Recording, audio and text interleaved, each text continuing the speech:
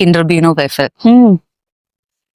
ഓ, ഞങ്ങൾ ഇന്ന് വേഫർ ഹൗസിലാണ്. കാരണം ഇവിടെ കുറച്ച് കിഡിൽ ഐറ്റംസ് എത്തിയിട്ടുണ്ട്. അതൊക്കെ ട്രൈ ചെയ്യാൻ വേണ്ടിയിട്ടാണ് ഞങ്ങൾ ഇന്ന് വന്നത്. ശരിക്കും ഞാൻ കൺഫ്യൂസ്ഡ് ആണ്. എവിടെ നിന്ന് സ്റ്റാർട്ട് ചെയ്യണമെന്ന് അറിയില്ല.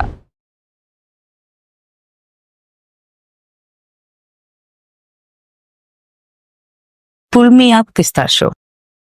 ഇപ്പൊ ഞാൻ കട്ട് ചെയ്യുന്നത് സ്ട്രോബെറിറ്റുള്ള അമേരിക്കൻ വേഫിലാണ് കേട്ടോ. ഇത് tropical tango and this is ഹയാഷേക്ക്. ഹയാഷേക്ക് ഒന്ന് ട്രൈ ചെയ്ത് നോക്കാം. This is nice. ഇതിൽ ആക്ച്വലി ഗുവ, സ്ട്രോബെറി, ബനാനയാണ് വരുന്നത്. ഇവരുടെ സിഗ്നേച്ചർ ബബിൾസ് ആണ് കേട്ടോ. ഇത് കട്ട് ചെയ്യാൻ കുറച്ച് എക്സൈറ്റഡ് ആണ് ഞാൻ.